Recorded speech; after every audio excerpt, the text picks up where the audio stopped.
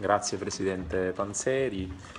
Well, thanks to all the distinguished ambassadors that came here today. In the European Parliament, we acknowledged a growing interest regarding business and human rights. This topic has been chosen as a top priority by the Human Rights Committee for the year 2017. It has been chosen as priority by the Development Committee for the structured dialogue with the Commission for the year 2018. The European Parliament has treated it as a priority both in its legislative negotiations, for example, on conflict minerals or dual-use items, and in non-legislative reports and resolutions, for example, on the European Union flagship initiative on the garment sector or on the impact on international trade and the EU's trade policies on global value chains, as well as in country-specific resolutions. From the overall point of view, business and human rights touch a wide range of core chapters, such as women's rights, children's rights, environmental rights, indigenous rights, labor rights, and so on. Of course, some of these themes mainly affect some specific regions, but I would say that in general, every region of the world is sadly interested by the issue of human rights and business. The Asia-Pacific region is especially critical for the operation of global value chains and crucial to European economic interests. Among others, it has been sadly and specifically interested by human rights concern in the garment sector, as we all know. We mentioned Bangladesh and Rana Plaza just before my intervention. In this process, I had the chance to have a privileged point of observation being the rapporteur of the report on corporate liability for serious human rights abuses in third countries, approved on the 25th of October of last year, and the shadow rapporteur also for other reports and opinions above mentioned, when dealt by the Committee on Human Rights of Development. Furthermore, I had the chance to follow the process as group responsible for the urgency resolution. And traveling in several missions, I was able to witness some of the aspects relating with business and human rights. For this reason, I would say that in general, the majority of political groups seem to be sharing the same vision in this Parliament, in substance, towards this issue. During the shadows meetings, I witnessed only relatively isolated resistance. In general, there are no strong divergences between groups. For example, after a very cooperative dialogue among political groups, the very demanding opinion on the impact of international trade and the European Union's trade policies on global value chains has been unanimously approved in the Development Committee. Briefly, the European Parliament is loudly speaking, basically with only one voice. It is constantly asking for something, but apparently it is not being listened. The Commission keeps on ignoring our voice. Indeed, it continues blatantly to oppose a radically different vision. More than once in committee meetings, we have heard DG Trade explicitly opposing the creation of binding norms in this field, in contravention of what the European Parliament is constantly asking. And about the report I elaborated, approved by a vast majority of this Parliament, we are still waiting for a follow-up.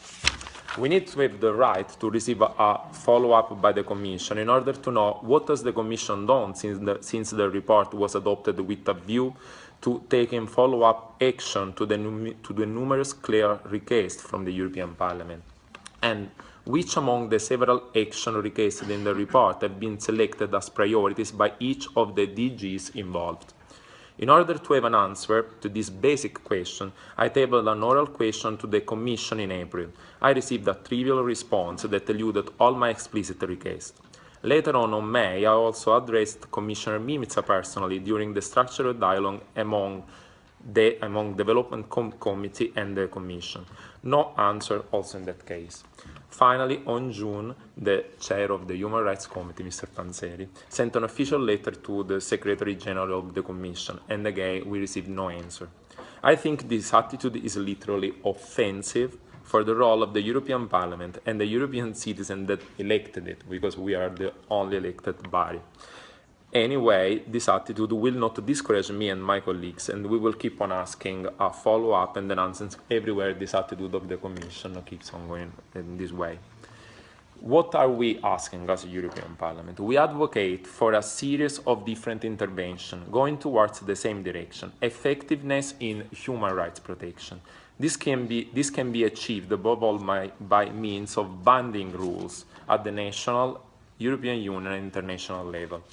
In my report on corporate liability, the European Parliament proposed several very concrete actions to be undertaken, ranging from the support for a UN process for a treaty on business and human rights, to the introduction of a European Union certified abuse-free product label, from the drafting of some framework rules on criminal matters, to the harmonization of judicial civil remedies that should be conceived in order to eliminate any undue corporate veil between the victims of human rights violation and the authors of such violations. Of course, from an international perspective, I strongly believe that commercial policy is of the utmost importance in order to spread human rights protection around the world. European Union commercial policies could be a very important leverage for human rights protection, as has been said. These, in turn, play an important role against social dumping. Our commercial policy cannot benefit corporations that produce goods facing less economic burden due to lower standards in human rights. Here we have two faces of the same coin, direct and indirect. On one hand, human rights are often violated by corporations around the world, in the European Union and abroad, and the European Union should take concrete steps toward a more effective protection of human rights in business, providing a concrete and effective means of redress for corporate liability at all levels. And on the other hand, commercial policy can play the referred leverage effect towards human rights protection in the partner countries. In both cases, one is the key: effectiveness. People are tired of beautiful papers and empty words. EU policies, human rights and business should be clear and true. These rules should be binding. For this reason, in the new trade and sustainable development chapters, there are a good step forwards, but they risk to lose all their added value when considering that these chapters don't provide any sanctioning measure, nor binding mechanism for dispute settlement. Finally, I want to strongly underline one aspect. My intention and the intention of the Parliament, I believe, has never been to blame and shame European Union corporations, nor to hinder them to enter a foreign market, nor to indirectly support corporations that, being created in the frameworks of national systems that lower human rights standards, pretend to be not bounded by human rights rules. Our aim is to achieve the same human rights standard in business everywhere for everyone. And I believe that the European Union, through its commercial policies, has the power to do so. But I'm afraid it has not the will. But I hope to be wrong. Thank you.